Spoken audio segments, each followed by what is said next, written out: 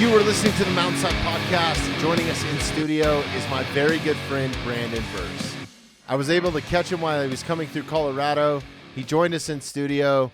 We went down a long road of Brandon's career and me knowing him over 15 years. Brandon has worked on some of the largest television productions over the past few decades and has had an amazing, extensive career in the entertainment industry. He's also an avid sports card collector. But above all that, Brandon is truly a friend with no filter. This is why I love this guy. I always enjoy having my personal friends in studio for an episode, and I hope you enjoy the conversation as much as I do.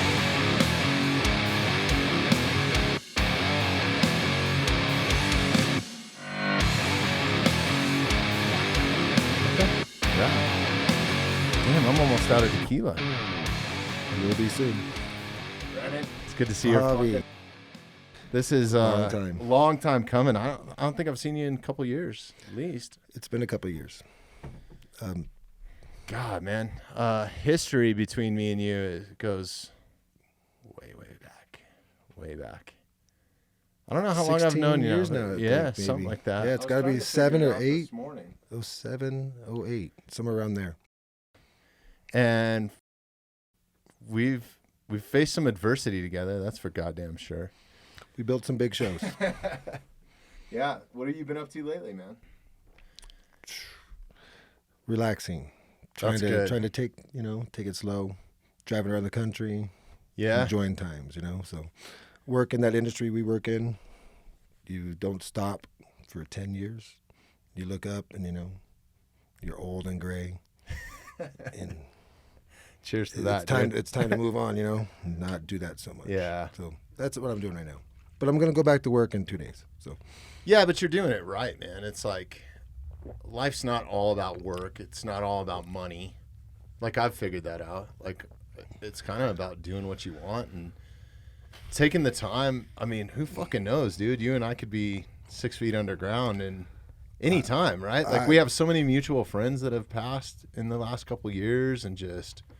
You don't know what's going to happen You never next. know. Yeah. You know what's going to happen next, and I'm afraid of waiting for the next thing to happen and not doing something that I should have done. Right. So I'm actually probably going a little harder than I should because I'm not going to wait. I'm going to go get it. Fuck yeah. So that's the hardest thing right now. It's like trying not to go too hard. Yeah, for me, it's always a balancing act. It's like...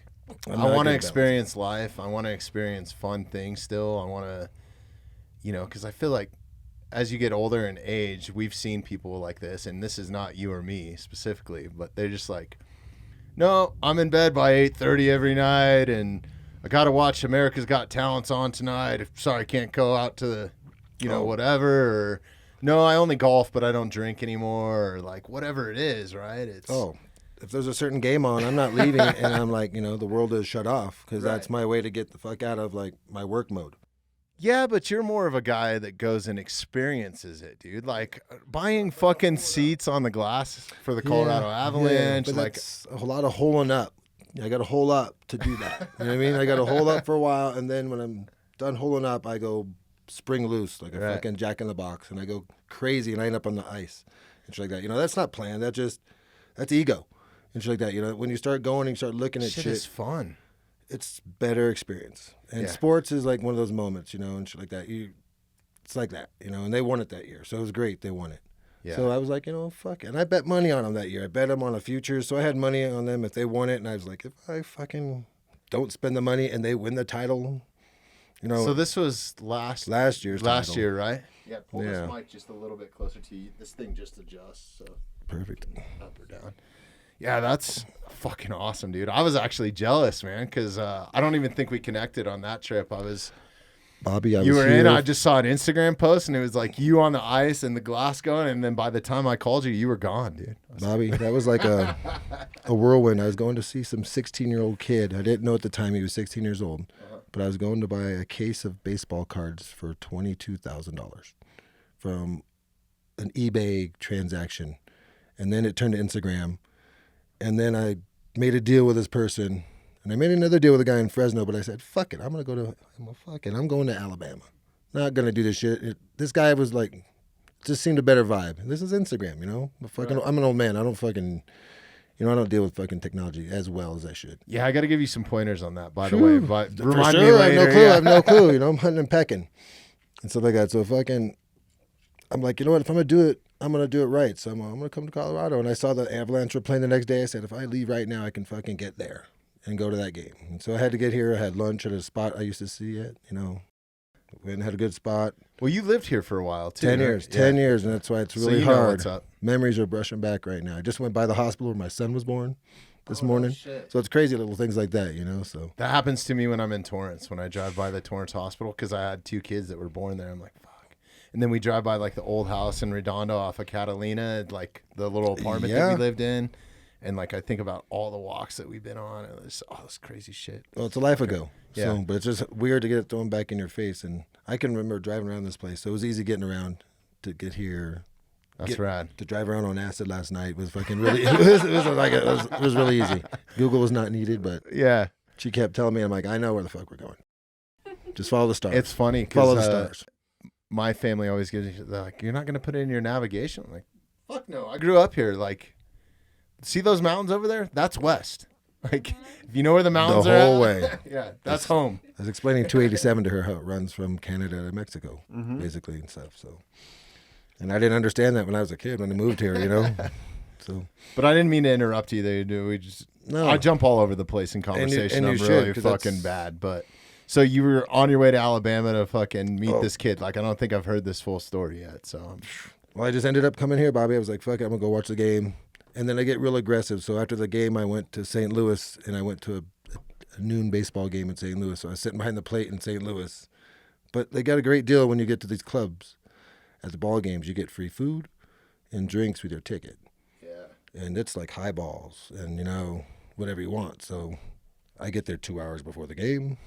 That's my meal. Yeah. You know, it's my drinks. You know, you can stay 2 hours after if you want, stuff like really? that. And you get one of the best seats in the house. Is that like pretty much the standard across baseball stadiums? Yes, across America? Well, not like at certain spots like Dodger Stadium. There's no like real club level that you really see, but a lot of. What these about out here? Yeah, the Rockies I'm sure have one. I'm sure the Rockies have like. I should go to more baseball games. It's just a club level. I love going to baseball games. I just looked at them all inclusive. Like, you know, they have like ones that have like prime rib, you know, like full on the best crafty that we get in the tour type of stuff. You know. Right. So it's like that kind of stuff. So I'm like, all right, this is a nice meal, and let me throw me a hot dog and a peanut on top of it, you know? Yeah.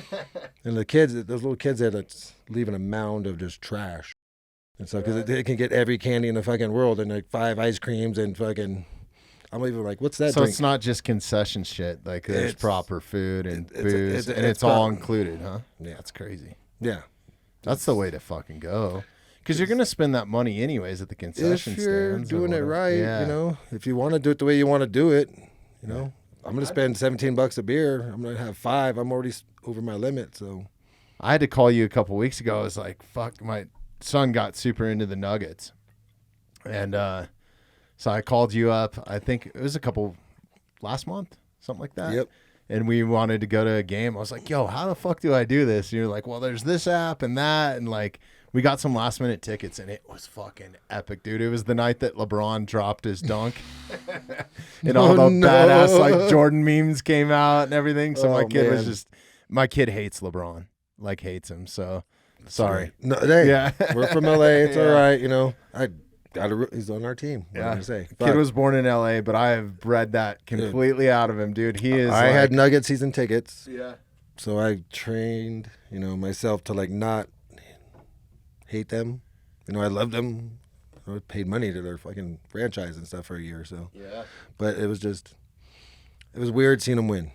It was strange for me seeing them win because, like, I remember the couple times as a kid them going to the playoffs, and I was like so fucking excited. And then all of a sudden, dude, you had to deal with the Lakers with Magic back then. Yeah, you got to. That was a different time, dude. That was a different era of basketball. Yeah, for sure. You feel like sports are getting pussified a little bit, like fucking, like hockey especially. We just had hockey for sure. Hockey for sure. There's no fights. There's no fights. Well, no real fights. You know, the fights are kind of They're fights, you know. Yeah. But no protection of the guys anymore. There's no Marty McSorley protecting Wayne Gretzky. Bob Probert. Yeah. Yeah, Bob Probert. Those kind of guys. Scott Parker. Fucking Scott savage. Parker. It's just sad seeing a guy named Domi on the ice, but he's not like his dad, Ty Domi, that would just kill people. Yeah. So, you know, I was worried about him. Like, but it's kind of all sports. Like the NFL's going that route a little baseball, bit. you can't throw at anybody. You know, you're gonna kill someone, but that's just how it but is. I don't even see as many confrontations as you used to in baseball. Like the fucking, you know, between the umps and. There's so many, like, you know, you're gonna get kicked out now. There's too many ramifications, I guess. They put too many rules in, I guess. Yeah. To everything, you know, everything's been overregulated, like kind of everything in life, you know. Yeah. Tired of that shit. I'd rather it polices itself usually. Yeah. Sports does. They should let it police itself. They should. They should totally let it police Maybe itself. make a league like that, you know. Yeah, I mean, I guess I think that's why I'm such a UFC fan, honestly, man, because like that and then the bare knuckle shit that's been coming out lately has been pretty intense. But I really enjoy watching that because there's no fucking like. There's no hiding. Yeah, I mean, they have implemented some rules on that too, though, to dumb it down even a little bit. Now you get the WWE buying it, so it's like now it's all these call outs and fucking, you know, it's a show now a little bit, but. I had a buddy, that's my only complaint. I had a buddy doing the bare knuckle fights at 46 years old. Yeah. You know, Josh, I'm like, what the hell are you doing? He's like, just like when I was a kid. You know, that's what I did. Right. So now I'm getting paid for it. So, yeah. Crazy. That's crazy. Who is that? Josh Dempsey. Is he related to like Jack Dempsey? He's from the family lineage. He's a fighter and shit like that. You know, so his last name was Gorman growing up, but it's on his other side is Dempsey. So okay, yeah, I grew him up. He was like state heavyweight. That doesn't wrestling. matter, dude. He was a state heavyweight wrestling champ of California back in the day. So he was one of those little badass kids and just was a fighter, you know. Yeah. So I remember one time he was ranked higher than Tyson in the rankings and stuff. He used to be Lennox Lewis's sparring partner. But he got fired because he knocked him out in a sparring session. Is he an LA kid or is he? He was an LA kid. He was from Lusinger area, Inglewood. Uh-huh. And then he came over towards our area for high school. And so is he around your same age then, or? Yeah, he was 2 years younger. Okay. How old are you now? 51. So he's he's probably 50. He's probably 50 now. He's probably 50. Yeah. He's in Miami. So now. You went to school with him and probably partied with him as a kid. We didn't really get along as kids because I dated my ex-girlfriend was his baby's mama. Yeah. And stuff like that. So at that point in life, we didn't get along. Didn't get along. It's just, awkward. Yeah. I can see where that would be. We always knew each other, we always knew of each other and, right. Acknowledge each other. Yeah, we just did a episode with Grant Neal not too long ago, and like one of the fighters that he emulates is Jack Dempsey. So we went down a deep rabbit hole and like pulled up some old like footage, and like there was death threats against him and like all kinds of like he had to like go into hiding and just fucking cool ass story, dude. Like somebody needs to make a movie about that if they haven't already. That'd be a great one. Yeah, especially the bar in New York right there on 30th. Yeah, and him being from a Denver, like it's kind of cool. Yeah, I didn't know that actually. That's information. Yeah. Born and raised here in Colorado. So kind of that's a fucking wild story. But yeah, that going back to my kid, like I've definitely made him grow up hating the Raiders. That's for sure. Oh, my God, like Bobby. When my kid was born that week, his horoscope said that day in the paper, said, watch Monday Night Football. He was born on a Monday. The horoscope did? The horoscope said for someone born on this football, someone born on this date. Yeah. And that was that date, and it said, watch Monday Night Football. Well, watch the fucking game. Mm-hmm. It was Dolphins Bills. I still remember it. It was Jim Kelly and Marino were in the fucking hospital room, and like she's all fucking dilated. I'm watching the goddamn game, and it ends. Right when it ends, the kid pops out probably 10 minutes later. Fourth quarter, huh? But what officially happened was, since that week ended, guess who was playing next week on Monday Night Football? The Raiders Broncos. Oh, yeah. And I had tickets, Bobby. So I was like, you know what? This is fate. I can't decide which team my son will like. I'm going to let the game decide it. And at that point, the Raiders had beat the Broncos 7 times in a row at that point. And of course, the Broncos got. And you're living here at the time. Oh yeah. And I have season tickets, Bobby. And this is why I love you, Brandon, because like your logic, dude, is like nobody else's, and I fucking love it, dude. I showed up at the Bronco game. The first one I went to was Broncos Saints, and I'm in my Raider gear. Mm-hmm. And some old lady gets up in my face in the fucking South Stands and just yells, fucking Raiders suck. And she's basically spitting in my face, okay? And I just said, fucking Broncos swallow, bitch. Yeah. And she fucking high-fived me. And I said hi to her every game after that, like that. That's every game for like a year. She would say, Raiders suck. I go, Broncos swallow, bitch. And we'd high-five. And we'd go to our seats and shit like that, you know? So, but it just... I was born in L.A. and I was of course, I was a shit talker. So I like Denver, but I just like to talk shit. Like 85% of my really close friends and your friends too, our mutual friends. You know how much shit I get from them, dude? It's fucking unbelievable, man. But I give it right back. But you've had it pretty good in your lifetime. Oh my god, are you kidding me? Well, Chris, Beardo. Beardo's like the hopeless Raider fan that I got. KP also. But Beardo is so sad to watch him, have Shout misery. Out Chris Beer, by the way. Misery, watching the Raiders, and I'm just having so much fun because I became a bookie years ago. So I said, "Fuck these teams. I'm more worried about my money than these fucking teams. Yeah, I just want to watch a good game, and hopefully it's on my side and shit like that." So it kind of like freed me up to not fucking give a shit about fucking Joe or Billy Bob and fucking whoever and shit like that. Right. I just want to watch a good game and shit like that. And I'm kind of still stuck by the colors. That's kind of where I'm at now. Like especially last season, man. That was a rough, but we haven't had it rough in a long time. I just had a lot more hope for Russell Wilson, but fucking choked. I think it's back in line. Oof. Sean fucking Payton better be. That was a rough one, Bob. Yeah. We'll just let that year go. Yeah. Let's not even talk about just it. Let that year go. Let's keep talking about the Raiders. And well, the Raiders were horrible last year, too. So yeah. They fired their fucking quarterback like 2 weeks before the fucking season ended. Made his wife cry like he says now and stuff like that. So, yeah, you're done. Yeah. Good job, Beardo. That's what your team does. They make your wife cry. So that's what happens when you pick the Raiders. No, that's crazy, man. But it's the banter is actually fun, man. Like... Oh, that's the best. If you don't take it too personal and don't get too mad. I did when I was a kid because I was going at a Brooklyn guy. For some reason, I met a Brooklyn guy here in Denver, where I lived. And he's about my dad's age, and we would just, I was an L.A. kid, and he was the Brooklyn dad, and we would just go fucking at it and shit, So, but it was awesome, He was a Brooklyn guy, but he was total hippified by Boulder and stuff like that. So it was total Guido that was a hippie. So it was kind of just, it threw me off, it threw my radar straight off. You know what I mean? I'm like, oh, how the fuck does this even There was work? actually quite a few of them, like in the time that you were living here. Like Joey Diaz used to live in Boulder. Rogan would live there for a little while, probably around the same time you were. Dude, who else? That's crazy. It was a weird time out there. It was a magical area. Yeah. So I got here first time as a 16-year-old. I was like, what the fuck? And I came back, I'm still here. Look at me. Yeah, the running local joke here is Boulder's 15 square miles surrounded by reality. It's kind of like Austin. I could see why. Yeah. I can see why. You just kind of get into that little enclave and you fit into it feels like I fit right back in. Yeah. So, no, it's an interesting town. That's for damn sure. You feel like you're in a bong chamber there. For sure. Yeah.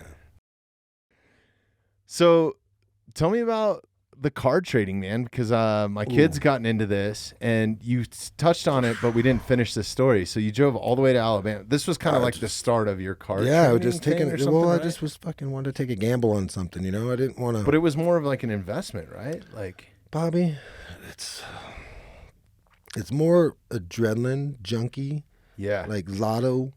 Adrenaline sports lotto. I get it. So I'm like ripping a lottery ticket. I'm hoping to rip a scratcher, type of fucking thing like that. I'm trying to hope I get a big scratcher, because you could take that 22K and turn it into 2,000 real fucking quick. Mm-hmm. But that 22K can go into 122K real quick. So, right, and then who knows what's going to happen, because you're watching the sports as I'm watching them. Things are happening out there that's changing the value of the card. Oh, by the minute. By the minute. I just went on I had a guy offer me $7,500 for a card for a Trevor Lawrence. A Trevor Lawrence rookie card, okay? The guy offered me $7,500 for it. So I was going to take the deal. $7,500 cash, cash deal. And then I went on that trip to Phoenix. I went on a one-day trip to Phoenix. And then instead of coming home, I ended up driving for 26 days around the fucking country. Right? I would just, But my buddy died, so I was like, well, he kept. All right, I'm sorry, man. No, I don't mean to no. laugh, but No, this no, is no, why no, I no. fucking That's love not you, funny. It's dude. just like Yeah. he was calling me a bitch every time I wanted to turn around and go home. He's like, I would fucking do the drive, so fucking I had to keep driving, you know. Right. And so fucking I was like, you know what? I'm gonna keep driving. Well, by the time I got home, someone had sold that same card like on an auction site. I was showing her the other day. It went for like $10,100 is what it actually sold for. So I would have lost a good amount of money, but that's in a month. That card went from about $8,000 value to. But then the guy gets a DUI, and I'm not saying that he guy did, beats a or guy beats up his wife, or something. gets his knee blown out, or gets sacked by fucking a guy, or loses the Super Bowl, or whatever. Who knows what the fuck? These guys are like Brock Purdy was like one moment away from being a great guy, going to the Super Bowl. Then all of a sudden, he's not even there. Well, Brock Purdy, a good example too. Like when he first died, I had 2 Brock Purdy cards sitting there. No one knows who Brock Purdy is. And I do, unfortunately. I had 2 cards sitting there. I was going to sell them, Bobby. They're going for $12, Bobby. And I ended up I'm like, fuck it. And I go to Vegas because I wanted to see the fucking USC play. So I fucking ended up on the fucking USC sideline and shit. And I was like, oh, fuck it. And after that, I'm like, you know what? I'm going to go see the fucking Niners. So I fucking went to Vegas, and I fucking drove home, went and watched I bet on a soccer match in the fucking Vegas when I got there. First went to fucking Vegas, bet some soccer on the World Cup for U.S. Then I fucking went and watched the fucking USC game. Then I fucking drove home to watch the fucking soccer game. Then that night, I drove to fucking Frisco and shit like that, ended up in like Paso Robles, fucking having a really good fucking meal and shit like that. Yeah. Ended up in a fucking like a Christmas parade at the fucking type of thing and shit. I'm like, what the fuck just did I walk into, Let's go. It was one of those Dude, nights. I got too much shit to do next week. Don't talk me into fucking going with you right now. Oh, well, that's what happened on this last trip. When I just did this 26-day thing, I was just out there. One of my buddies was like, what the fuck is going on? So he actually flew into Kansas City. And I kind of changed my little itinerary. So I went like fucking from Chicago down to St. Louis, and then I met him fucking in Kansas City. And we went to a ball game. Then we drove to fucking Mount Rushmore. Did the Badlands, went to Deadwood. We fucking so dope. We reenacted the fucking Bill Hitchcock fucking, fucking Wild Bill like killing each other in Deadwood and shit like that, So that guy got so loose, I love you, Steve, but man, Steve got a little loose. Yeah. Deadwood got the best of us and shit like that. So at that point, he wanted me to take him to the airport. So he was like, dude, I've had enough, dude. Yeah. We're going through Yellowstone. He's like bouncing off the side of the window, like fucking just hammered. It reminds me of some of our lunches at like the backstage Oh, or Redwood gosh. or some shit. I still talk to Bree. Yeah? No, yeah. Nice. From those lingerie lunches. Oh, yeah. We didn't even know. Shit. Oh, was that Texas Lucy's. Is that place even open still? Yes, it's open. Really? I don't know if they have lingerie lunches. I haven't been there for lunch in 2010, probably when that was. Shit, they need trading cards. That's a good idea right there. Yeah. I'm telling you, man. The Hooters version. And yeah, it's wild. So the card thing's been going really well for you, though, right? Like it goes both ways. Right? It goes both ways. Okay, you can have a big hit, and you could have a lot of But you have like an actual following now of people that like follow you and subscribe to you or whatever, right? On some of these different platforms. Like, yeah, I know you're on Instagram. That's how it is. You kind of like that's the new age. The best way to go about it is. I like opening them. So if someone wants to buy them, the best way to open them is open them publicly. Yeah. So if they see something they want, there's fucking who's got it because they just watch me fucking open the pack up. Right. So they reach out. Or I go to these like little trade nights with these kids.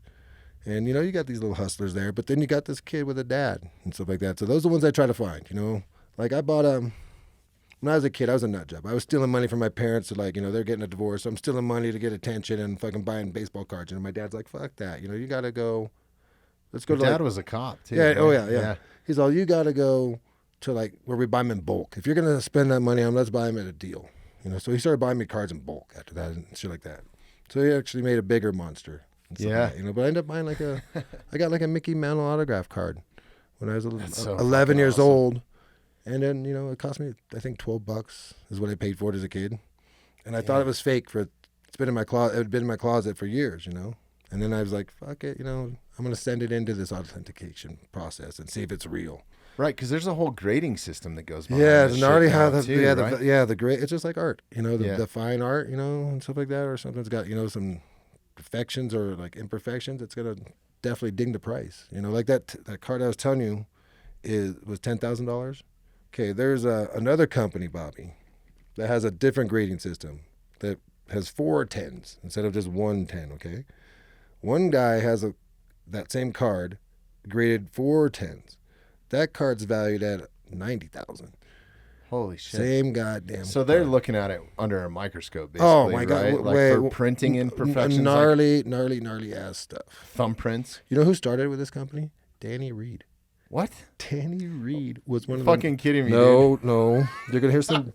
I'm gonna tell you why I did. Who the fuck hired him, dude? Oh my I God. love Danny. Danny, This if you guy's listen to name- this, this guy's I love name you, was this brother, guy, but you are not suited. This for guy's that name job, was Danny. Drinkwater, and I said, go drink beer with Drinkwater and fucking smooth things over, because Danny scared me from the authentication process and PSA. I'm sorry, PSA, to do this to you.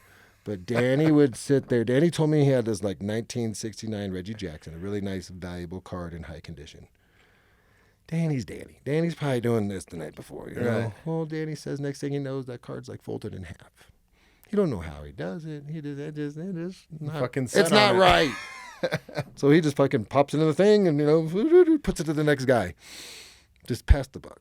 Pass the line. Oh shit. So I just imagine that guy. If I got that card back and it came back a grade because there was fucking a crease in it or something like that, I would shit my pants. Man, how do you authenticate because people could still, if you have a card that's worth 10 grand, what happens? There's got to be some counterfeiting shit that goes on, and that's what they're supposed to check. That's what Yeah. that's the serve. That's what I you thought. want another beer? Oh yeah, I'll do another one. Yeah. That's what I thought too. It's just a really weird. There's really cheap grading services that don't pay you much, and there's ones that pay a lot. Thank you, Sarah. I tried to get Danny Reed. Hey, why don't you start grading these goddamn cards for me again? Yeah. And you be a grader. Is there some sort of certification or some shit, or No, Bobby. You know who else? That's does, why You know Danny- who else? You know who else does it? You know who you worked with there? This is gonna blow your mind. Christian Davis's dad's brother. Okay. And I think don't Christian know if I Davis. know I him. think Christian though. Davis also. His dad worked there too. No shit. So they know Danny Reed. Yeah. We're just kind of from that stuff. So I'm like, how the hell does this happen? You know what I mean? Right. So but I'm all, Danny Reed, I'll go to China. I'll buy one of these fucking machines and we'll do this. And I got all my other buddies out here that were very offended. I was gonna go to China to buy a mold press for these cards. Right. Because I'll make you a mold, dude. I'll make you a mold. So what, you have to get is there a special seal on it? I don't know shit about this, but my kid's getting into it now. And partially because of you, because I've showed You want them a few sonically things. sealed, Okay. basically. That way the card's encapsulated, so like that. It protects them also and shit like that. But then the label is really what it's gonna determine the value, Gotcha. the credibility of the label on that card, stuff like that. Damn, that's crazy. There's so much that goes into it, and I didn't realize, right? So my kid got into it, and I was like, yeah, I'll go buy you some fucking football cards. Boy, was I for a fucking shock, dude. I went to go, some of the Prism cards and stuff that you guys were opening up, and I was just going to get him a little blaster box or something. It's $500 or $600 or something, dude. I was like, what the fuck, dude?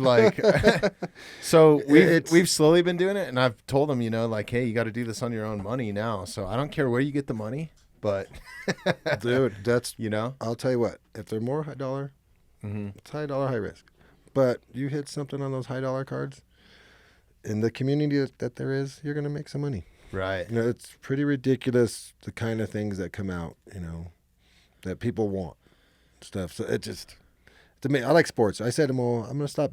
I was a bookie. So I said, I'm going to stop betting on points. I'm going to start betting on players. Yeah. So I got to worry about the rapist. I got to worry about the guy driving, that's at Top Golf now having too many fucking drinks at 2 a.m. in Vegas and shit like that. I got to worry about that stuff.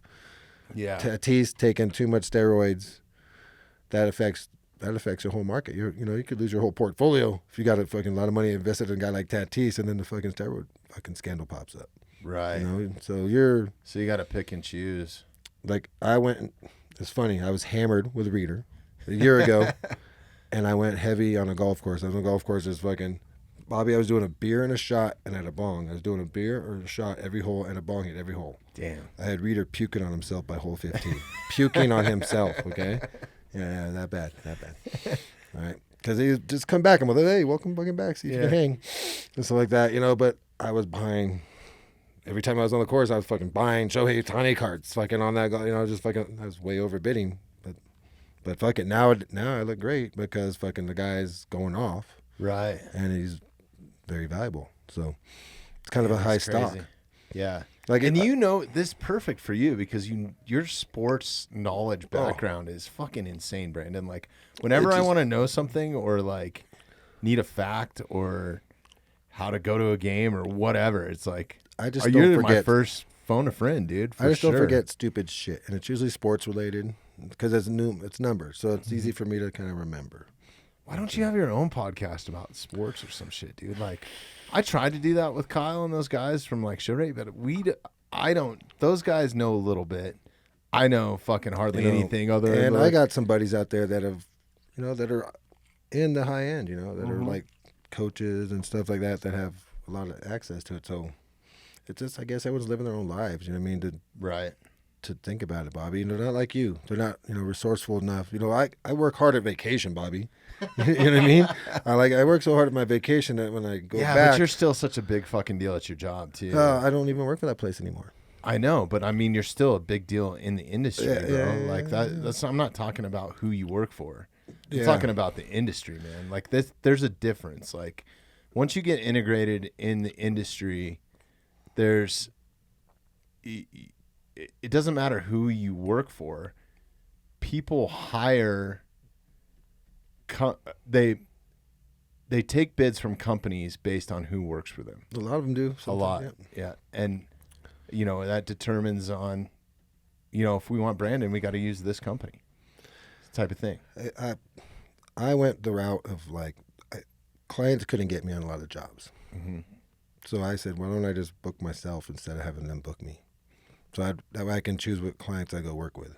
Because I got a lot of them that are my friends now. I go to dead shows with clients and stuff like that. Bob takes me golfing, because I was going golfing. I was paying to go golfing with clients. I was taking clients out. His clients out to go golfing. They'd take me out and I'd take them out. He's like, you're taking my client out? I'm like, yeah, we're friends. Yeah. So once he found that, he's like, I'm going to fucking take you both out because, why should you be taking the client out? Right. I'm like, well, it's free golf. Fuck it. Let's go, Bob. And it's cool because Bob is actually retired now, and it's cool to see Bob. Oh, he is? Yeah. Well, that's cool. 4 jobs a year. What I mean? So the big jobs and stuff. So I'll try to work those for Bob if possible. But other than that, they really, my kid's there now. He's trying to make his own footprints. So it's best for me to walk into the shadow because I already got my get down. Right. I want to get into your career a little bit here in a minute, but going back to the card thing real quick. How do you sell these cards and to who, and is it all is there a website or something, or do you have your own website or? Well, I haven't done a website yet. Okay. Probably gonna do a website. I just use eBay. I go I have a show on Whatnot. I go on Whatnot app. But you've been going to some card shows too, right? Go to card shows here and there. We try to go to card shows. I got a lot of union guys. A lot of lighting guys. Okay, there's a painter. There's a electrician. There's a couple more lighting guys. And there's about 4 or 5 of us that we all go to these shows together. And so it's funny. They work at the Voice, so they're all into. And they're at the Voice. They're at the Voice, fucking having the 44 guys print up our signs and shit like that with all the fucking Voice material. They're making card displays right now at the Voice for us out of acrylic, out of fucking extra material. Nice. The prop department is actually making us cases for a Burbank card show coming up in Orange County. So I actually like doing that because I'm just hanging out with my buddies. You're hanging out with your buddies. That's what it's all about. And you're That's talking why I shit. like doing this podcast shit. And I'm trying to give I'm selling cards to guys that got a kid maybe and stuff like that, or if a kid asks me, I'll eat shit. I don't give a fuck. I'll take a little bit of a hit. I don't need to make as much off it as I don't need to make every little ounce of money off it. So you're getting some gratification. It's almost gift giving. I've had this shit my whole life. I mean, I collect this shit as a kid, and it had a lot of value when I was a kid, and then it took a dump. Do you still have that Mickey Mantle card? I sold it. You did. I sold it, Bobby, to a guy that had an 11-year-old son. So it was weird. And he said, I hope to give it to him for the next 40 years. And it was really weird because I was like, when I got his Venmo information and shit, I kind of weird like that. I tracked him down. I kind of thought he may be working in entertainment in our industry because it was called E-Ticket Industries. He was like, and he was a video guy or something like that. So it ends up being like me and Natalie go hang out at this bar. And this guy named Brian that I work with. You know Brian with Sweetwater. Mm-hmm. Okay, Brian with Sweetwater. Okay. You know how Brian is. Brian's a little rough around the edges a lot of times, Well, comes to be that Brian is at a local bar right by my house. And I'm going, he looks familiar. And it ended up being Brian. Well, Brian has been Brian has been Small world, Brian dude. has been my neighbor for about 40 years. And he was friends with my sister growing up. Real good friends with my sister. So all of a sudden he likes me now because, I knew it was just, the world got smaller, you know what I mean? Right. Well, then we start talking. And Brian's got cards too. Brian has a shitload of cards also that are really old. I'm surprised how many people do. It was weird. You know what's funny is I have some old ones like stashed away, and they're more like sentimental. Like Tom Jackson was a neighbor to my grandparents and stuff back in the day, and like he signed a card for me, so I still have that. So I didn't even know it. That's what a lot of them are. That's why I kept them as a kid because they're more sentiment. That's why even I kept that mantle card because I thought it was a fake. And then so I sold it to the kid. You know what I mean? And yeah, I get a little remorse, but I didn't really, Bobby, because I was like, I gotta fucking move on. And I also have an 8x11 mantle autograph. So I wasn't a dumb kid. Oh no shit! I had him sign I had him sign that one in front of me. How'd you get him to sign? Back in the day, you pay him like $15 as a little kid, and you stand in line, But they didn't the only way you got authenticated back then is your dad had to maybe take a picture of you, getting it signed by him, because they didn't make authenticate. They didn't think about it, So did you have the photo and stuff when you? No, fuck no. But now you send them in because, our. They can. Authenticators can tell.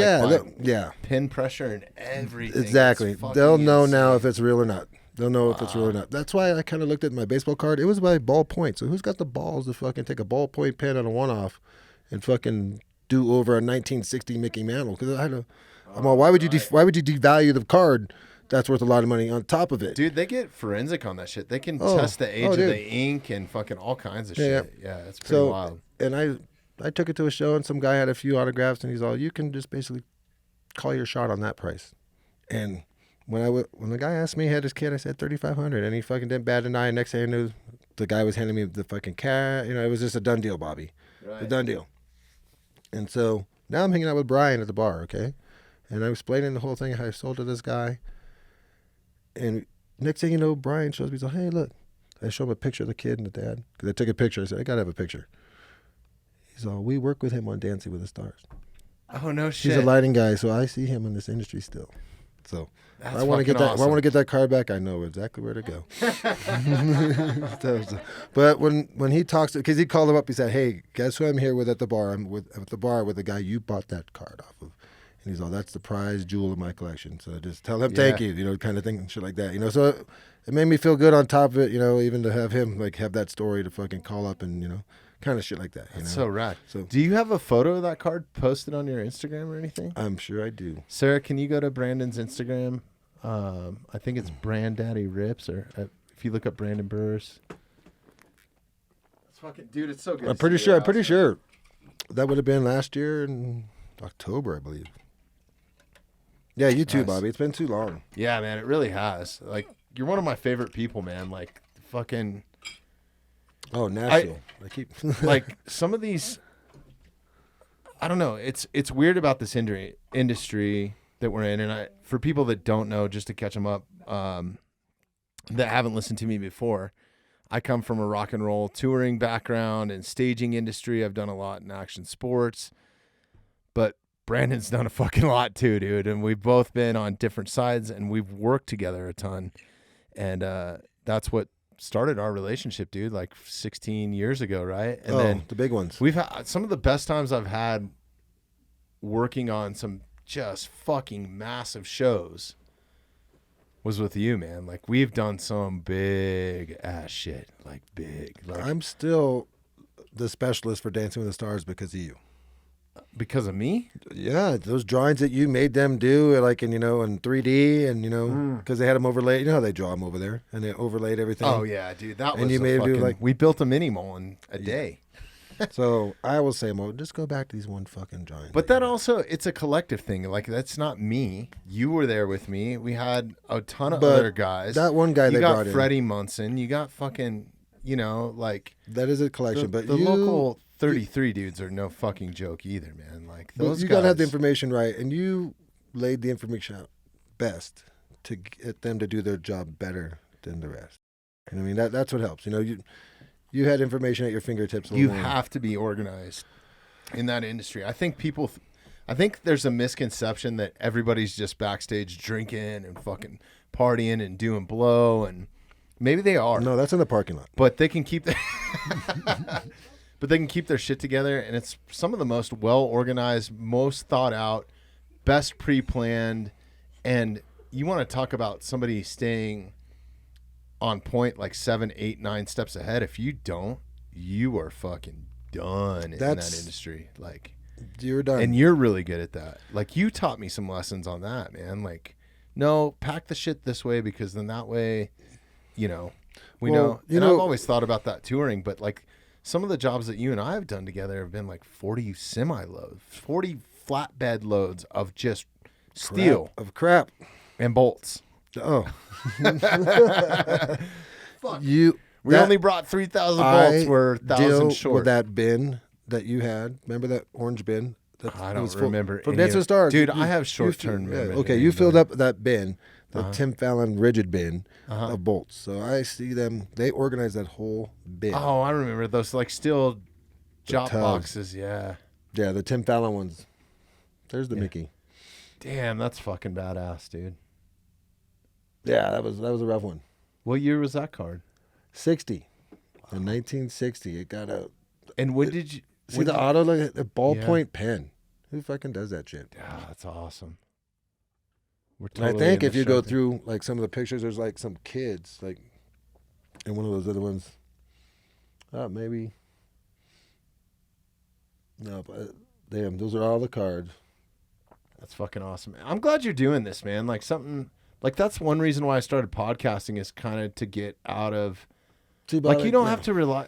It's a passion for you, and I like seeing my best friends, have some sort of passion project, and I think this is super cool. I just had all this extra shit laying around, Bobby, from fucking I want to support you in whatever you're doing, with passion projects, man. Like it's fucking cool. I had all this gear laying around from all the jobs we do. So I'm like, fuck, I'm going to use this. I'm going to make a little shop. Yeah. So I got enough stuff laying around from like a Rihanna Super Bowl from like 12 years ago and shit like that, So it had to be put to use at some point. Yeah, it's mostly, and that's squirrely right there too. That's awesome. See, and then this one right here. Look, What's up with the squirrel? Tell me the story behind that. Oh, I just found him on a gig. And so he's squirrely. Who's not squirrely and shit like that. So, and I just tried to like put him on. After that, I just kept him in the car. So I would just take pictures of him at all the gigs. So that way squirrely was just kind of at every gig. See, Bobby, like even I had a buddy. He was into like Game of Thrones. Okay. So I bought these like cheap ass boxes. I've sadly never watched it. I hear about it all I the bought time, these cheap ass boxes, Bobby. And then I ended up fucking hitting this fucking card. I got people offering me like $5,000 for that fucking goddamn card. Damn, that's crazy. So like, it's just stupid how But I get the adrenaline behind it, because even with my kid, I watch how excited he gets, and then I get excited, and then we watch you, and I'm excited for what you guys are ripping. You can't stop watching, man. It's like... But you know what it's like when you're not, when you're like, it's a really horrible feeling, because you're like hoping to hit. You're hoping. And when you're getting towards the end, it ain't going to happen. It's gambling, dude. Yeah, and so when you're getting to the end, you still got that hope. Even when you got one fucking card left, and it's not a good card because the way they run the cards in the order, you still fucking hope. Right. you know what I mean? It's like that. So until that little candle goes away, fuck it. You know what I mean? And that's how I live my life. I'm gonna fuck it. I'm gonna be a glass half full, even if it's fucking empty. Yeah. So fuck it. And living in the moment, I think, is the right. Because you can't live in the past and you can't live in the future either, man. If you're willing to pay the price of your actions, go for it. Yeah. If you're not really hurting nobody but yourself, go for it. Yeah. Why the fuck not? But it's your life. Yeah. It's kind of my philosophy too, man. I think that's why we get along and have for so long. Like, okay, lunch is only an hour long. Let's let's keep the mountains blue, you know? Oh, we would take those 6-hour lunches. Occasionally. That was, a couple times. So I guess, fuck, man, diving into that, the reason why I love doing these recordings and I asked you to do this with me is I truly enjoy sitting down across from like my buddies like this because I learn so much more about them. And I know little tidbits, but normally we're like, when we're having a drink, we're in a bar, there's some sort of sporting event going on, there's fucking... Oh, we're not all there. We're on a job site. I mean, some of the best conversations I've had with you is on a road trip, like in a car or something, or like when we're going out to Pebble Beach or... Doing the drive. Fucking badass trip, dude, going to Pebble Beach. You took me there for the first time. Like, that was that 17-mile really drive cool. was magical, so... Yeah. I don't even remember the gig that we were doing. It was some like Breakthrough Awards. The NASA Breakthrough Awards. The people that are like the smartest fuckers in the world. Yeah.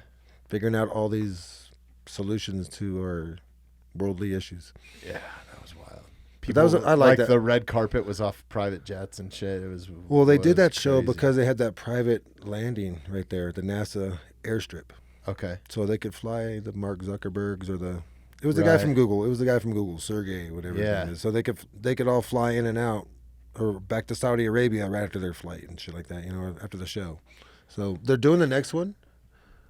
They did one at in L.A. They did a L.A. version, but they're going back to, I heard, up to NASA. Really? But the problem was Google bought that building. Remember that hangar that we used to work in? Google bought that. So and they're renovating. Crazy. They're renovating it. So now you can't be there. That was a fun gig. It's so funny to me, like some of the big stars and like some of the major events that we've been involved with, you know, like, and you look at the people that are actually building the show and are there like making it actually fucking work, or dudes like just fucking good people, man, and they're blue collar. It's like, oh, it's a trip. We had Father's Day. Yeah. Father's Day. I had my dad, my mom, my uncle. It was like a small little family, and they're going like, how the hell did you get into this? How did you even do this? It's a hard one to explain. Well, I just always say I smoke weed.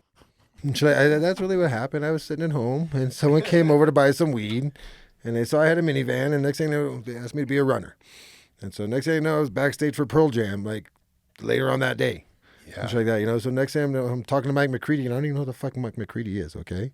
I'm talking to him. He's like asking me these questions. I don't know who the fuck he is. I'm all fucking having a great time backstage, all this badass, you know? Right. And then fucking it just gets into you and shit like that, you know? So fucking... Well, to the point, like, let's go down that road a little bit, and then we'll talk about some of the shit that you and I have done together. But, like, at one point, you were Madonna's personal driver, right? Well, it wasn't her. Okay, I wasn't her personal driver. What happened was I drove her, yes. Okay. A few times, yes. But what happened was I work for a company. It's actually come full circle right now because the union's on strike. It's kind of funny. Because really? Well, the union's on strike in L.A. for the writer strike. You heard about the writer strike that's going on. So they're all strike. So I just went to a job. Does recently. that include the local 33 guys? Well, everyone, because they don't want you crossing the lines on these jobs, Bobby. So they're at these studios that you might be working on. I did a job, so we had to get there early. That way you didn't have to deal with the picketers, and the trucks won't deliver after 9 a.m. And you gotta respect that. You know, that's a union thing. And is that part of SAG, or is that? It's got to be. I don't know. It's the 80s offering it. Is it IATSE?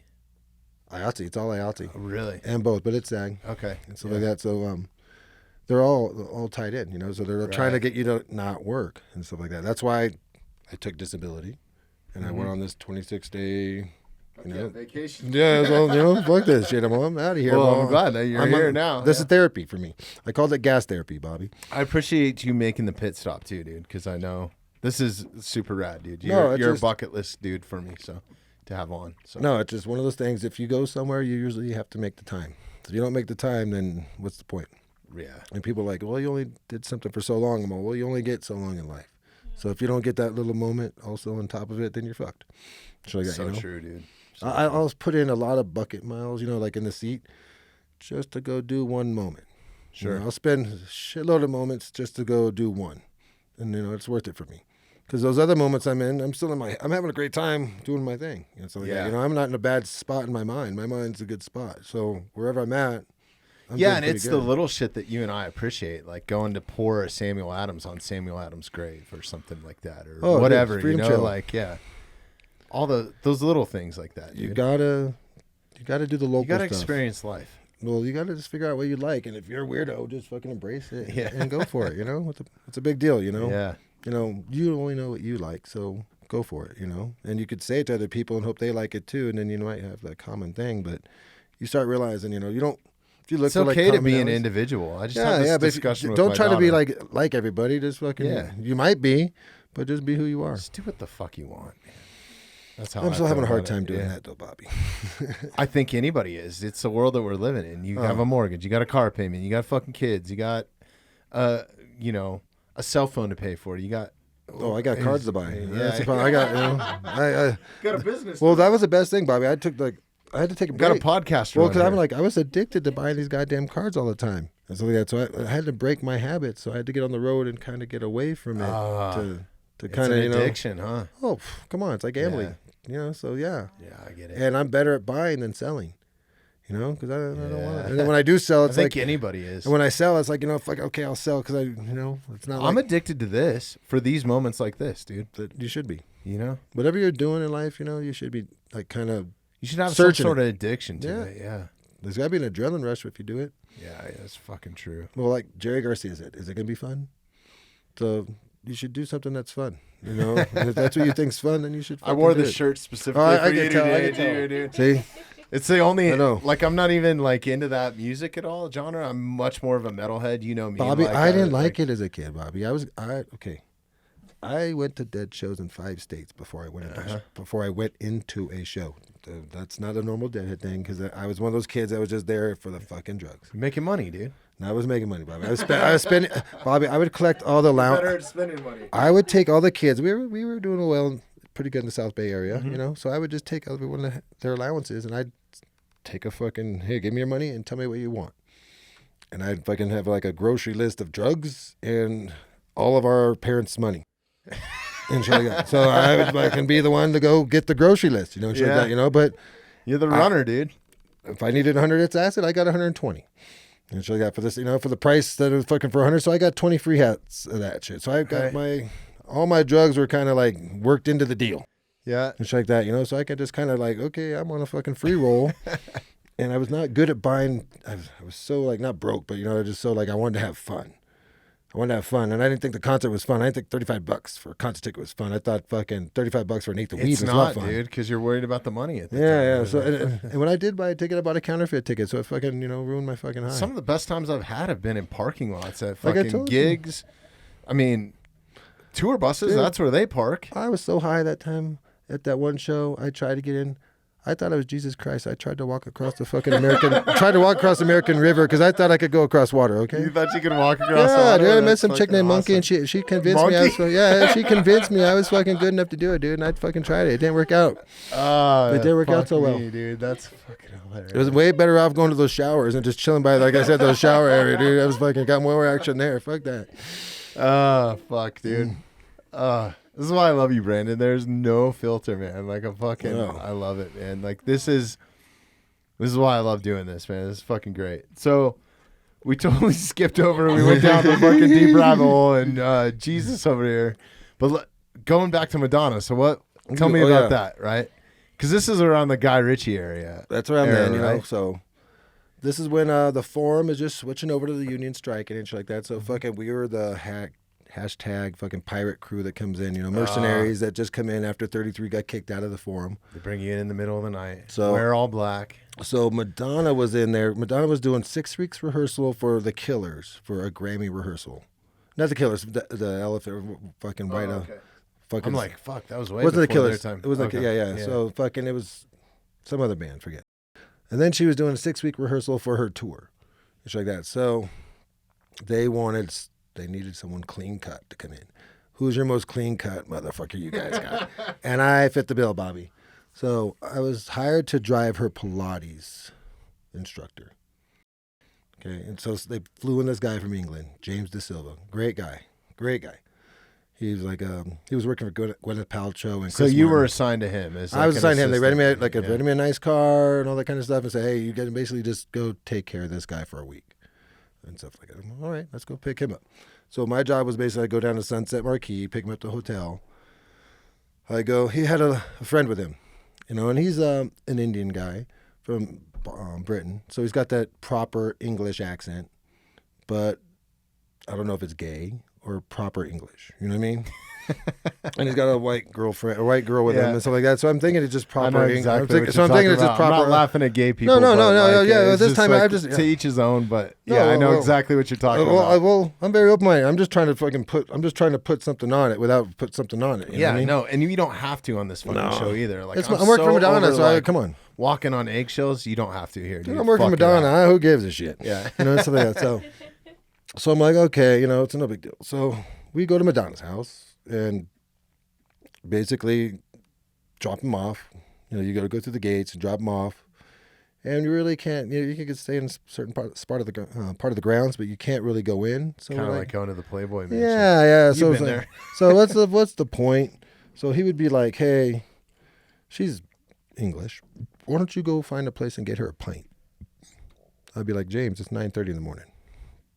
He's all, is it not close? Is there not a place to get a pint of beer around here at 9:30 in the morning? Because in England you can. Well, I'm all, yeah, really, that's no problem. I'm just fucking making sure you're cool with it. So I went to I went to Barney's Beanery right there in West Hollywood and shit. Yeah. So I go take her there and we get a little hammered. And then I had GPS on this car, so I'd be driving around Beverly Hills, doing sightseeing, showing this lady everything, So by the time I picked him up, I was a little loopy. She's like, yeah, you're not loopy. So wait a minute, who was the lady that you were picking up? I forget her name. She was an actress. Oh, no, okay. it was a friend. He was staying with her. He came out to visit. It was his girlfriend or whatever. His friend. His friend. His Gotcha. friend. But I didn't know what she was at first. I was just, yeah. So because I'm going hey, this is Sunset, It's we're on Sunset Boulevard Mall. This is where all the hookers are, blah, blah, blah. Then the next street is Santa Monica Mall. And it says Unicorn Alley, the porn fucking, So I'm like, this is where your gay fucking hookers are. And he's like, well, you're real open-minded, Mall. If you're not open-minded in Los Angeles, you're kind of a bitter person. Right. If you're not at least open-minded about shit, because there's... you kind of have to be, man. There's it's coming at you from every different angle, dude. You don't know. And I grew up in Santa Monica, so I've had fucking gay guys hitting on me my whole fucking life. And shit like that. So it's been no problem. I used to send guys to the Dolphin Bar. Oh, God. The road guys that would come through, prepping a tour and yeah, dude, I got this great hat, because they'd always be like, where's a good local spot to go around here? The Dolphin. Yeah, the Dolphin. That was the spot back in the day. I'll meet you under the stairs, 4:30. You know where the Dolphin is now. All right, sorry. Sidetracked. And then we just play, and then all of a sudden, Madonna's crazy. Madonna loves this guy, James. Mm-hmm. So now she wants to hire him from fucking Gwyneth and Chris Martin. So she's giving the guy's mom $250,000 for her fucking some foundation type of shit. He's offering him more money in a year than to do stuff. So she's coming at him hard, dude. And as the driver, you're spending car time, so it's like podcast time, dude. You're in a fucking bubble. We'd go there. You're getting all the dirt. We'd work her out, and then we'd go to Malibu, and we'd go to Sting's house, and he'd work out Sting and his wife Trudy. And so I'd be having to drive her around Malibu and get her a little bit more loopy, drunk there too, and then then drive back to Sunset Hills to back to Madonna's house. Your drinking buddy. And then then we'd work out Guy Ritchie. He'd work out Guy Ritchie, and we'd drive around some more. And then we'd have to go back to the, where all the band was and stuff like that. And he'd have to push and pull on them. And then he'd have to go home and shit like that, So she was my drinking buddy for the week. And then after that, Madonna hired this guy for the rest of the time. So now I just got put into a 6-week gig with this guy. So now I'm this guy's little bitch. And so now me and him are good friends, because every time they're going to eat lunch, I'm eating with him. We're hanging out. And he's starting a Pilates studio, and he's like, "Won't you be my?" I was almost gonna fucking be a Pilates guy, Bobby. I was gonna be the fucking James DeSilva Pilates disciple, dude. But I got sidetracked on that one. Yeah. But fucking and then Friends and Family Night comes up. You know how it is with all those shows. Yeah. Friends and Family Night comes up. Some of the funnest nights I've ever had, dude. Dude, that night I had my son there, my daughter, my dad, my mom, my sister, probably 8 more people. Forum or something? Forum. Yeah. And they had Taylor. Who was it? No, Britney Spears and Randy Jackson were sitting behind them. So let's dive into that for a minute, because that's one of the cool perks that we get to experience as just normal, everyday fucking people is, you know, you start working for some of these bands or something, and they'll have at the very beginning of their tour to like kick off the tour, it's not open to the public. They'll rent out like the Forum or an iconic place, right? And they'll do a friends and family show. So like, say it's Van Halen, for example, right? It's everybody from the industry that you could imagine. Like, you're talking when Eddie Van Halen was playing guitar, any guitarist, Zach Wydell, Kirk Hammond, I mean, fucking the list goes on and on of just caliber guitar players, right? And they all go to the Forum, and there's no crowd, there's no punters, it's the who's who of Hollywood or whatever. There's no red carpet bullshit. It's kind of like a secret society. You walk in, the vending's fully open, and it's some of the best times that I've had, and like realest moments where like the band performs its best because it's just like there's no. That's their first go in front of a real bunch of people. They've been playing for each other for weeks now. They're ready to play for people. And so that's how it's been. You know, they're kind of like, you know, letting the baby be seen. Yeah, actually at a Van Halen friends and family, I forget what year it was, but I'm sitting in front of house, and Kirk Hammond was out there from Metallica, and he just keeps fucking staring at me, and I'm like, what the fuck, dude? Like, did I fuck this guy's wife without knowing or something? Or like what? I don't know. Like, he's just staring at me, and I'm like, Jesus Christ, like, what's going on, you know? So finally he comes over to me and he's like, hey, I fucking know you from somewhere. I was like, no, you don't. And he's like, no, I know you. And I was like, trust me, dude, you don't fucking know me. If I knew you, I would know.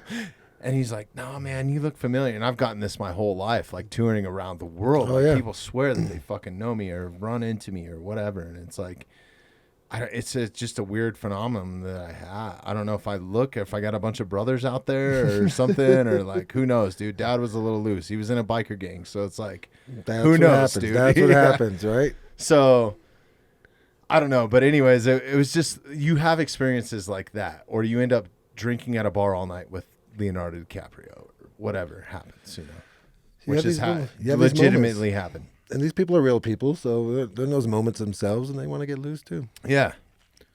So yeah, sorry, we're at Family and Friends, but I just wanted to catch people up for. Oh yeah, that's how I got IATSE Drive, because Madonna at the time had her daughter. She just had her little boy with a guy, Rocco, that little kid Rocco, and so her normal driver, this guy named Hugo, we got along really well. But also he would tell Madonna.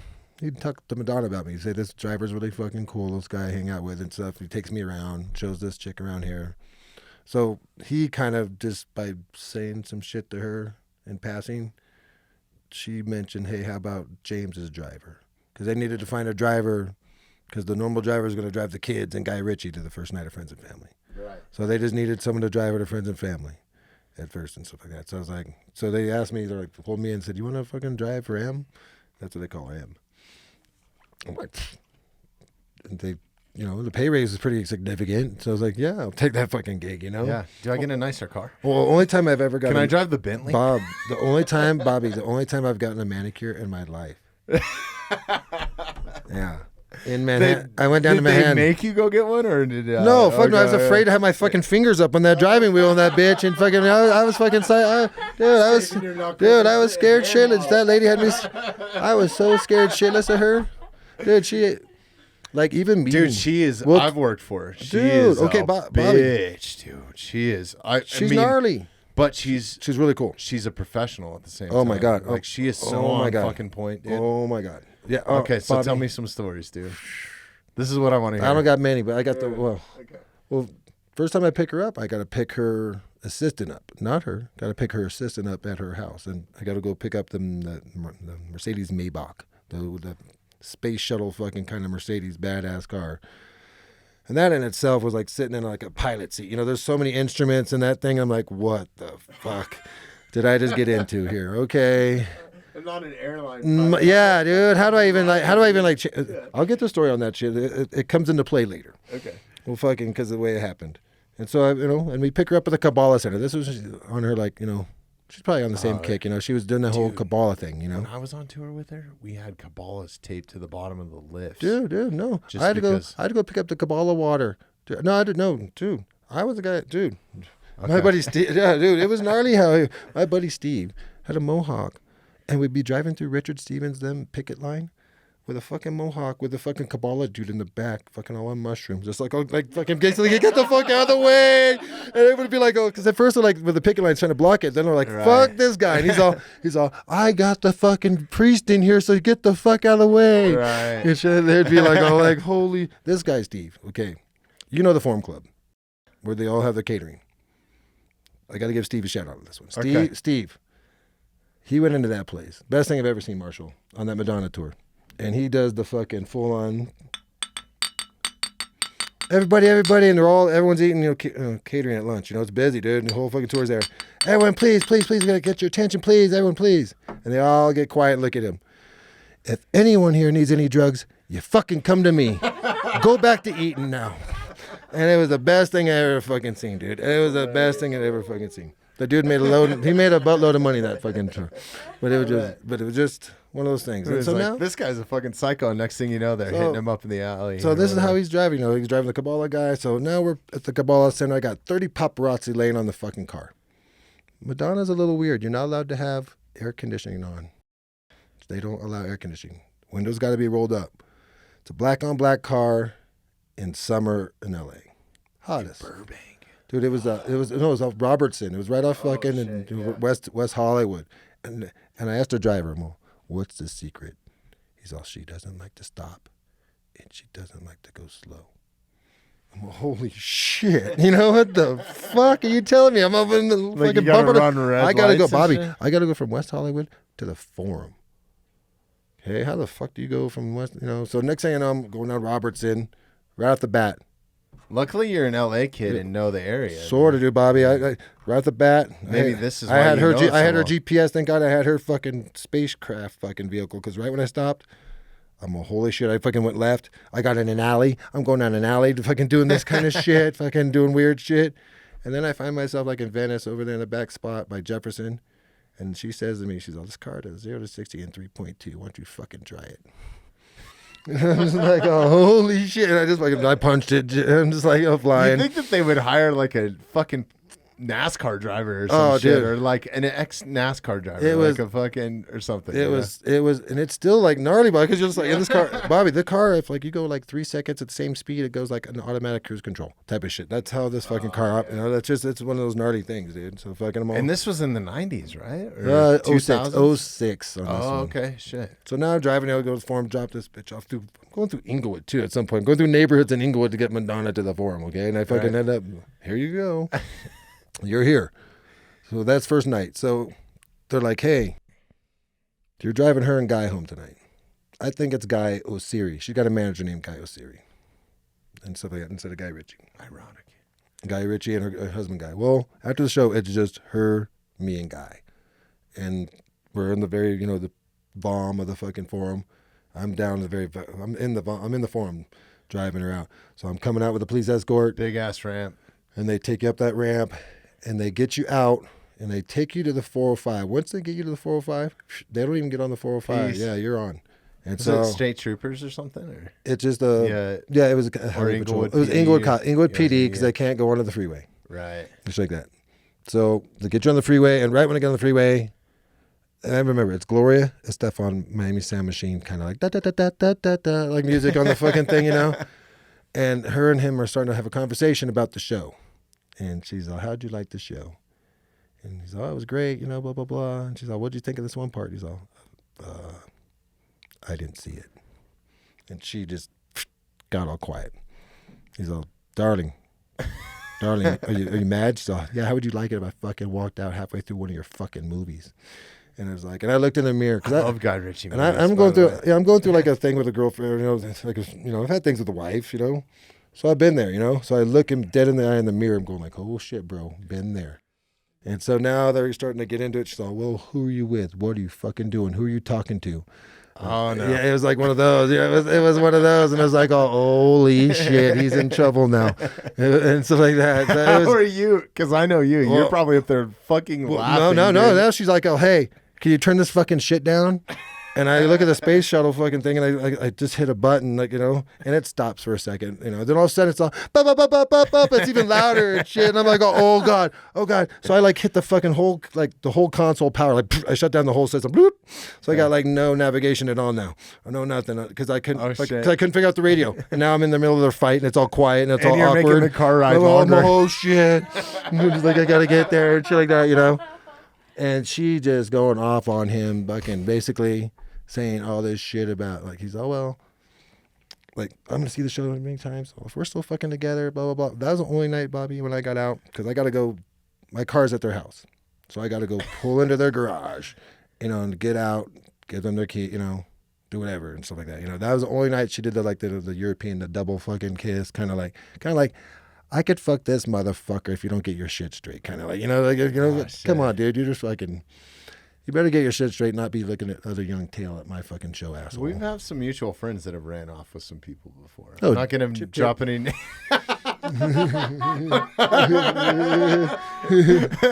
Yeah. No filter. We tell that story. You can ask him if you want to hear the real story. So fuck it. Yeah, we're going to wait to get him on to talk about some moments. He owes me to be on that tour. Do you know that?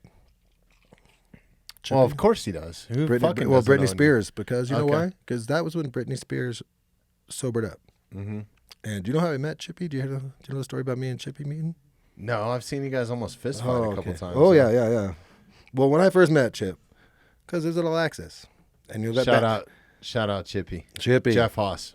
So you know that bathroom over there by Bobo and Nick's little, that bathroom over there? Well, back in the day, I was on probation, Bobby. And my dad, the cop that you mentioned, would take me to the Compton courthouse, and I'd have my fake dick on, and my dad would drive me to the Compton courthouse, okay? And I'm a grown-ass man, okay? I'm an old man.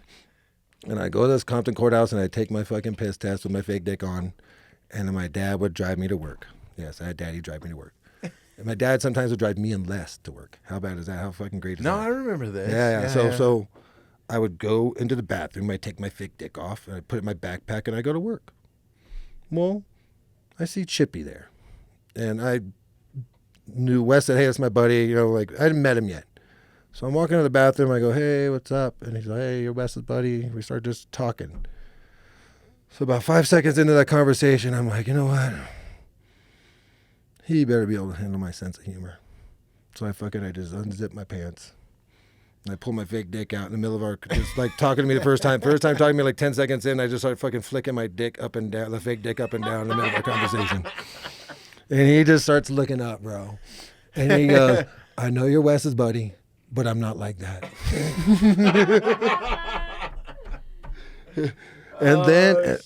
But then a week later, Bobby said, can I borrow that? Because I need to go on tour and I got to piss clean. So I said, these are not things that you borrow. This is now yours. It is passed on to you because I do not wear that after you do.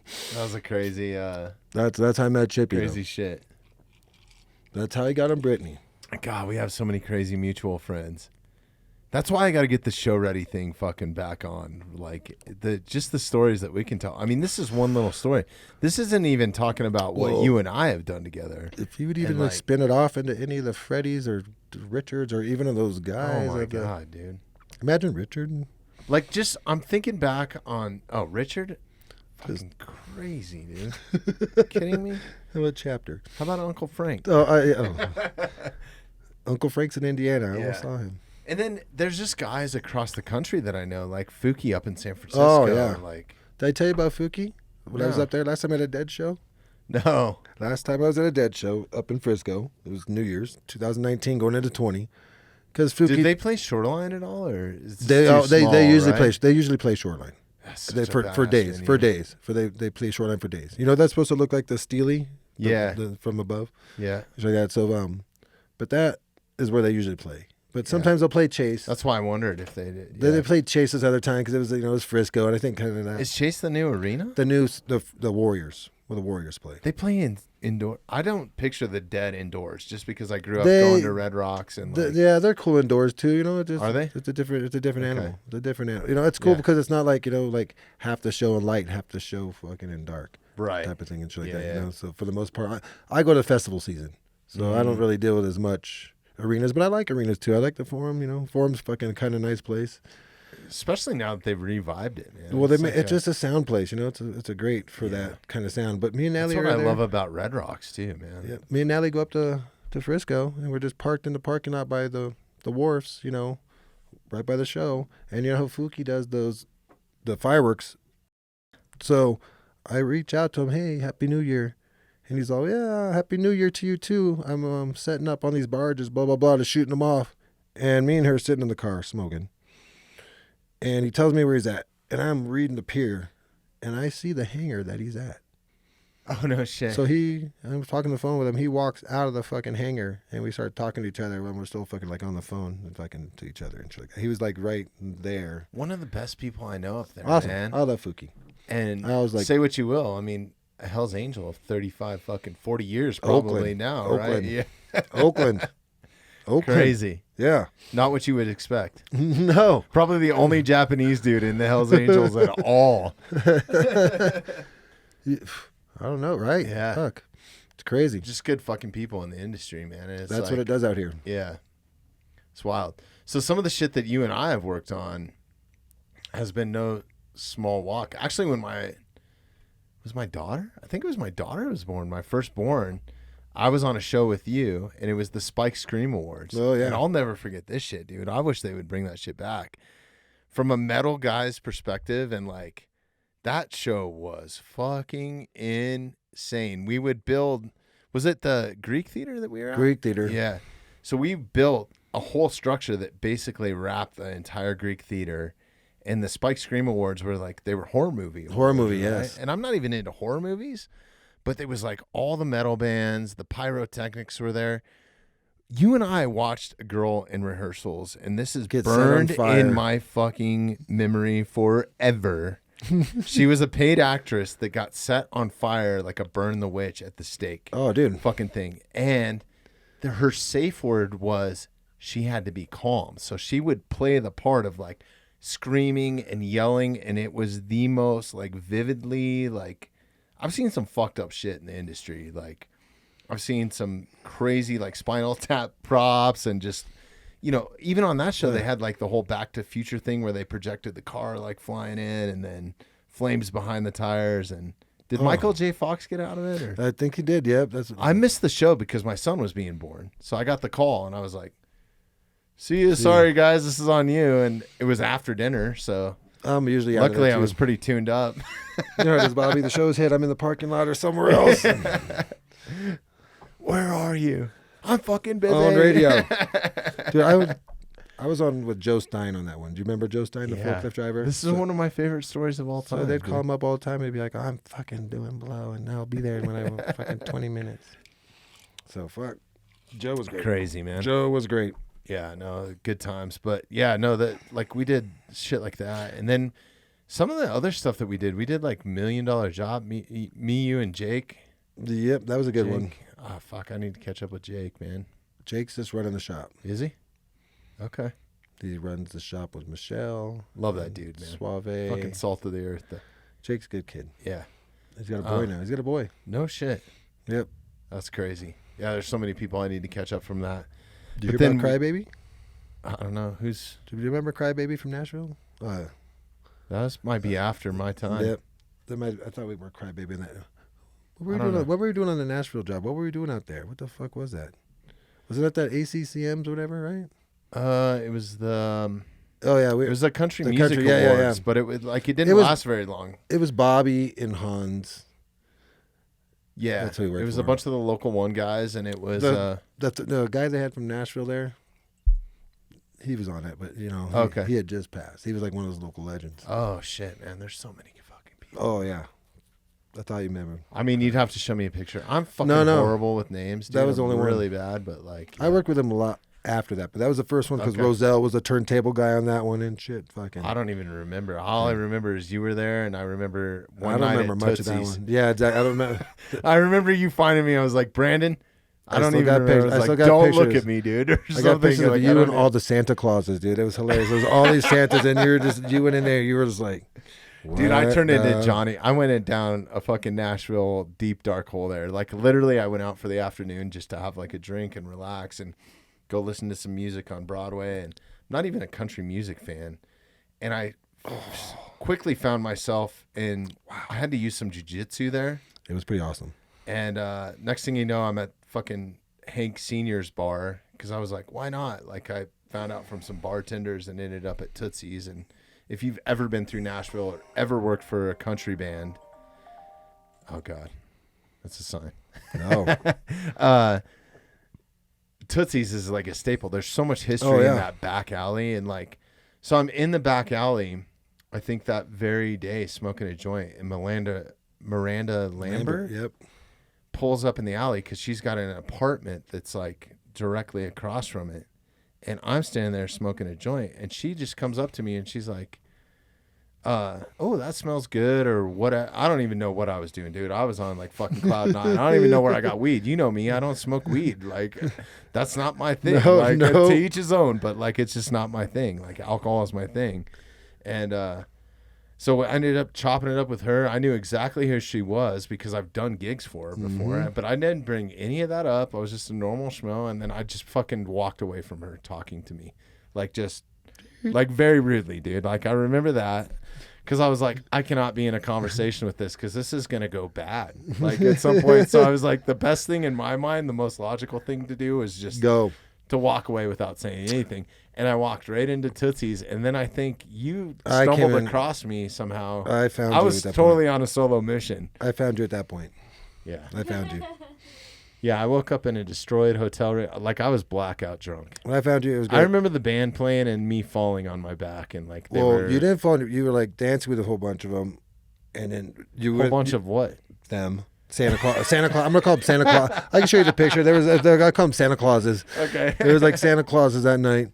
And it was like. we were there during Christmas? Or it was Christmas. Yeah, it was Christmas. It was like Thanksgiving-ish. I think we were there at Thanksgiving. Never again, dude. Like, and I don't drink. No, next thing you know, Bobby got a little top. Bobby got a little top heavy, and Bobby's a big bear. So Bobby took like, you know, the 8-10. Not that kind of bear. Come on, dude. Bobby took them all down. Yeah, I had to leave. Did you take me to my hotel room then? No, because then some guy, you smacked some guy, you hit some guy, and then I did. Oh yeah. I did jiu-jitsu on a guy, though. Yeah, you did. Yeah, one guy did something. I remember that because I was in, but that was way before I met you. I was still like good at that point. No, it was that point someone had to get out of there. Yeah, you had to get out of there. You had to get out of there. All right, that's enough of these stories, dude. Yeah. I was trying to go down our rock and roll. I'm gonna stop it right there. You had to get out of there. Let's go ahead and wrap this shit up, dude. Brandon, this has been fucking awesome, man. Always love having you. Real quick before we jump off. Like, I want to hang out with you some more today, dude, if you guys have time. If not, I totally understand, too. You're kind of blowing through, but let's go grab some lunch or something. Before we jump off, how do people follow you on? I know you send me your stuff, and I can't figure out how to use the app that you rip I'm going to have to figure this out, but it's BranDaddy Rips. Okay, on Instagram. Yep, because I went to these shows, and these old people, these young kids were calling me the granddad cards. And so, so I just went with BranDad. And so, so if I get them all that, so because I was bearded out, you know, when I get all jerried out and shit like that. So if I was all bearded out, and so these little kids would come after the old man collection. And so I was trying to just be the deadhead old man that these little kids would fucking come search out to fucking give them their cash. Yeah. So that's how I went off the BranDaddy and stuff like that. So, because it's weird making like other guys call you daddy. But oh well. That's awesome, man. So it's BranDaddy and BranDaddy Rips at Instagram. I do Whatnot. It's BranDaddy Rips. Okay, that's what it was. Yeah, Whatnot. You know, I do a show once a week. Is that a card specific app? What is that? It's anything. It's Whatnot. It's anything related. Natalie does like crafts and stuff like yarn and jewelry and stuff like that. Shout out Natalie. Thanks for being here. Thanks for letting me have some time with Brandon. Yeah. So she'll like, I probably showed her something she didn't need to know about that, you know. Right. So because it's like 30-second auctions. Okay. So you're just getting stuff in 30-second auctions. So instead of like an eBay a week auction, is there a ton of card dealers on there? Yeah. Okay. Yeah, a lot of times these guys. But you do some of your live streams on there too, or something, I just go and I'm gnarly, so I just go out there and I fucking do auctions for $1. 30-second auctions for $1, and I say, hey, you guys decide. Fucking whoever the fuck it lies, and I kind of just let them fucking. That's kind of fucking cool, dude. Yeah, that's got to be fun to watch too, right? It's a little fun as like it's ripping fun. cards. It's fun. It's fun because then you get you're hoping people pay more, but I'd want to get a deal like that. Yeah. So why the fuck do I not want to be that guy? Yeah. and shit like that, you know. So that's what that whole thing's about, you know. And That's like raffles. I've given away a couple like knives and stuff through this thing, like handmade knives and fucking. Yeah, some good stuff. It's been cool. See, I've been given my dad was a cop, so I got all these like cop cards as a kid. The cops would hand out cards. Back in the day, they interacted. Oh, they still do that, like a playing card of themselves or something. Like no, of the Dodgers. Oh, right. So like back in the day, that like it would promote a kid to go up to a cop and talk to him, say, hey, you got any cards? So that way you'd have to like start a conversation. Did it have an LA badge on it, or was it an actual card? It's a card, but it had the fucking LAPD badge on it with all the Dodger stats. Oh, shit. And they weren't really cards. They were like almost like a better printing, you know, kind of just printing. Right. So I had a whole bunch of those. So I'll give those away in my giveaways because they're fucking, and guys will go like, I remember those from fucking 30 fucking years ago. I'm sure they're collector items now. Yeah, they're just nostalgia. right? It's just nostalgia. Yeah. It's like that, you know, so that's all it is. Which that means more to me than a lot of shit, too. Now it's antique. It's 40 years old now, Yeah. so it's fucking, it's antique. It's Right. like that. So it's just fucking, you know, I kept that shit for 40 fucking years and shit like that, you know. I'm still stuck in a 1983 time warp, I think. That's fucking cool, though, dude. It's so cool picking up stuff that's old. Well, it's a pandemic. The pandemic made me reach into, like, you know, I've had shit, you know, buried in the closets or the fucking basement or the garage. And first thing Is that where you came up with the Mickey Mantle and all that? Well, I had them as kids. I just had them laying around, Bobby. I just had them fucking I just always had them set aside and shit like that, you know. But during the pandemic, you know, it was kind of like, first thing I did was I got a 40-yard dumpster during that fucking pandemic, and I just cleaned out, because I live in the house I was raised in. So I just... It's a badass house. And my parents are... So I was getting rid of shit from my grand... You know, you're just getting rid of your... I was getting rid of the past, what it was. Because a lot of the past was just fucking, you know, I was hoarding shit. Or they were hoarding shit. So I was like, you know, I got to fucking move on from some of that shit. But then you find some of the fucking past that you kind of want to reconnect with and shit like that, you know? And the values went kind of through the roof. So I was like, holy shit, now all of a sudden I'm sitting on some money now as compared to really not sitting on jack shit, you know? And that's kind of how, because I don't even got to work really, Bobby. I can just go fucking do my cards and fucking kind of do that shit. But it's still, that's a lot of work too. But work is fun, isn't it? Work's funner than doing the cards. Dude, you're hanging out with the Yeah, friends, man. Yeah, Like, yeah. That's what we did. That's why you know, it's cliche as fuck to say like, oh, never work a day in your life if you do what you love. But it's really about the people you're surrounded by. Cause Yeah, if you're good with did good I people. like working for Madonna? No. Did I like working for any of the pop stars? No. Did I like the people I worked with? Yeah. I'd fucking jump off a cliff for them. Oh, yeah. So that's For sure. Yeah. You That's what included. Dude, Thank you. Oh, Go yeah. follow BranDaddy Rips. It's Yeah. fun to watch you rip cards. How often do you do it when you're not I try to do it every week. on hiatus? I try to do it every Okay. week. And now that Beardo... You should do some on the road. with Chris Beer, who we talked about. Chris Beer is like my little partner in crime, so Chris likes to do it too. Chris is addicted. He's a Raider fan. He's got fucking, you know, nothing but disappointment in his life. Chris, so. I love you, but I still hate the Raiders. Yeah. Yeah. Fuck the Raiders. All right, Brandon. Thank you, you, brother. Bobby. Take care. I love you, man. It's awesome seeing you. And we got to do this again, man. This That was was fun. fucking awesome. That was cool. Hour and a half, believe it or not. That was awesome. Yeah. Quick. Yeah. Goes by quick. All right. Thanks, everybody, for listening. Okay? Thank you, Sarah. Thanks for listening to the Mountainside Podcast. If you haven't had a chance to do this already, please take a moment, follow, like, subscribe, or rate on whatever platform you catch the Mountainside Podcast at. Also, if you'd like some more information on upcoming episodes, safety tips, access to all of our affiliates, and all the badass discounts that we get here at the Mountainside Podcast, check out themountainsidepodcast.com.